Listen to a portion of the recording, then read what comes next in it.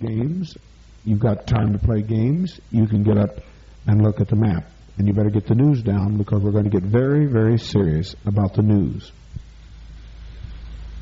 Zambia has been trying to be starved out. Look in Central South Africa. Zambia is trying to be starved out, as copper is its chief means of making a living, the mining of copper.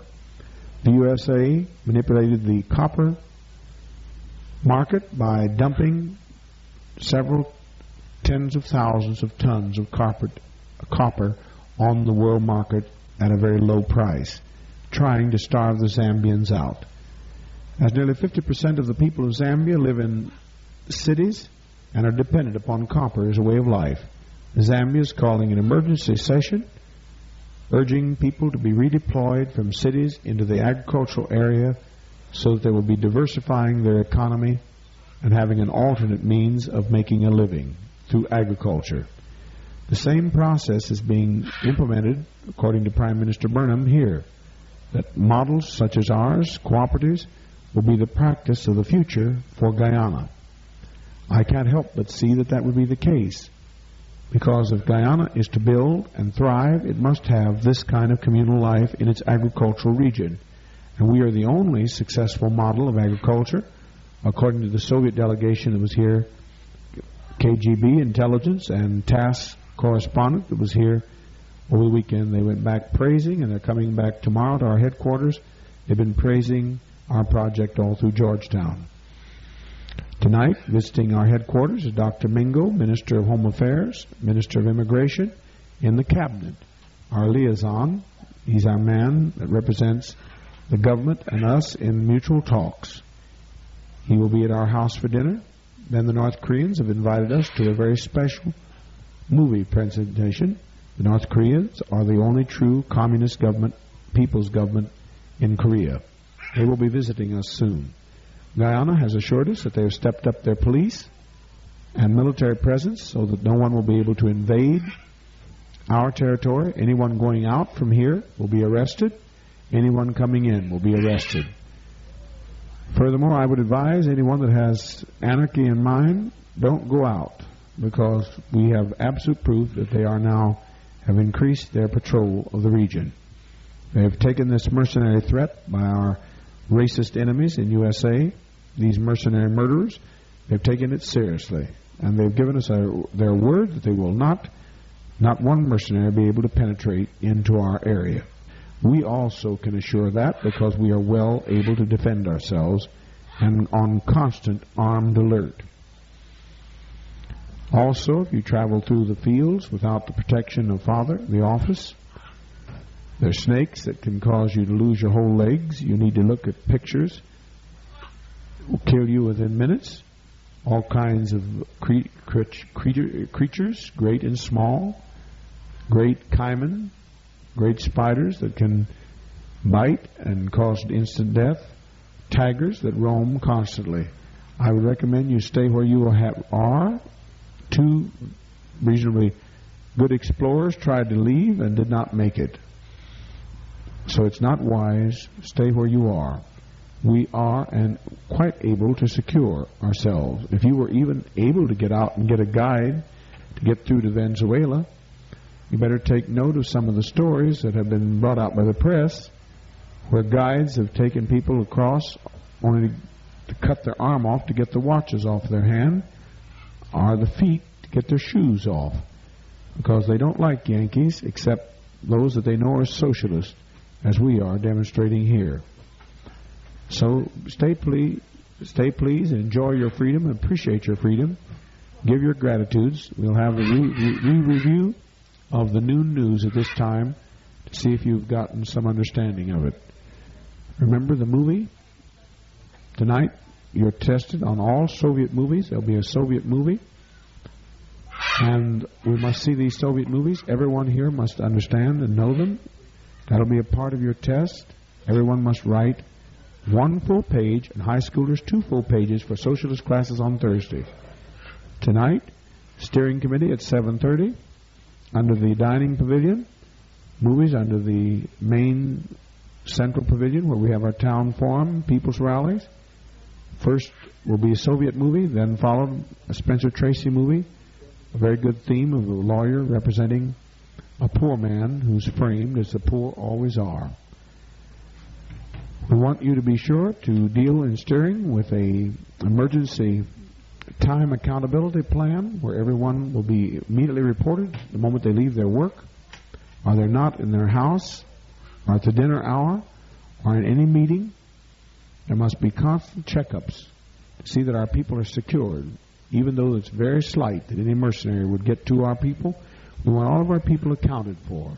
That is absolute. We are under a state of siege. Cuba was under that siege for 10 years. Today is the anniversary when they finally broke the arm of fascism, when U.S. mercenaries from Florida, murderers, just like they've said in the press, are going to use our relatives to try to kidnap, take us by force, and bring us back dead or alive. They won't get it done. But Cuba had to undergo that until the Bay of Pigs, when the U.S. hired mercenaries, paid murderers to come in to Cuba.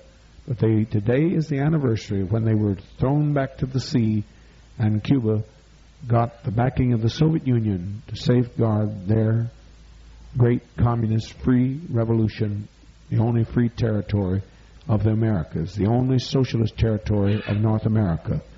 Look on your map and know Cuba well, and compare its standards, as I said, to the Dominican Republic.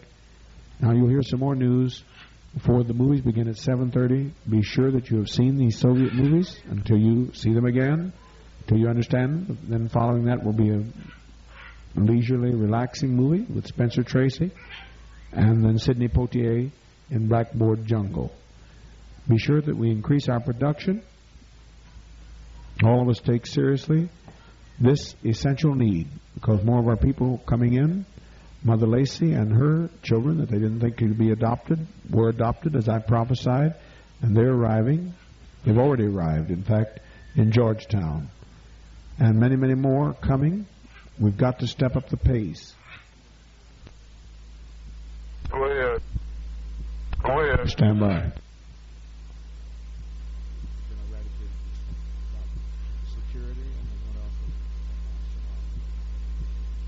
Go ahead, Virgo. A safety meeting must be arranged and set up by steering committee. We're grateful to hear all these miracles and healings, such as Stanley. His hair should have pulled him in to the machinery and crushed his brain like mincemeat. However, if he had worn his hat, I would not have had to given any miracle of protection. We are often in our care and narcissism for hair taking great risks. No one is to work around machinery without a helmet. No one's to work around any of the drill machinery without goggles. And there must be safety guides established for every department with cutlasses, even the simplest things, such as insecticides, which are so dangerous to children. Everything must have safety precautions, and anyone violating safety precautions with the heavy equipment or smaller equipment. Stephen was nearly crushed by a tree because people are not following the proper procedures. We should use hand-cutting tools to cut down trees and not chainsaws. We should use these. This is the urgent request of this office, and I want it backed up by the steering, because we cannot live on industrial equipment, mechanized equipment, gas-driven, fuel-driven mechanized equipment. We've got to learn to use the chainsaws, hand chainsaws. I don't mean electric-powered or machine-powered, fuel-driven. And then you've got to cut in a certain way, and we hold you responsible. Each department must set up its safety precautions, and we must remind ourselves of these safety procedures. Now, more of the news. I've given you a brief highlight because I've made news 4 or 5 times today, and the tape recorders have failed to take it. So I'm reviewing it. Go look at your map closely. Namibia. Look at Namibia. South Africa thought they were going to have an extra state in Namibia. They thought they were going to have it. Their dictator that they set up to rule for them was murdered. Then another one was murdered. Now Namibia has broken free, and in the end of this year they'll have their total independence. And the United States said that they'll no longer back Union of South Africa's demands that it be a part of the Commonwealth of the dread fascist regime of the Union of South Africa. So in spite of the puppets' plans and the monopoly capitalists, Namibia, which was set up to be a territory, puppet territory of Union of South Africa, the people have rose up and killed 2 of the puppet leaders put in power. And so now it appears that Namibia will be given complete independence. It's just next to Angola. Union of South Africa, because they're being abandoned, like all capitalists abandon each other for their own survival. Union of South Africa, the dread concentration camp environment where blacks have to be in by sundown, told today, a World News Conference, that so when the USA was complaining about Cuba and the Soviet Union being present in Angola, that all the time the USA was using heavy U.S. military presence. Airborne equipment was dropped by U.S. planes to the Union of South Africa when they were trying to take over Angola, but were finally driven back by the great heroic people of Angola and Cuba and the Soviet Union. Now the Union of South Africa, that they're being abandoned, one capitalist abandoning another capitalist for the self-interest of U.S. capitalism. Capitalists never look after each other, as proven by the fact that they let Prime Minister Moro of Italy be murdered today, executed more properly, by the People's Court, as he was a criminal against the people.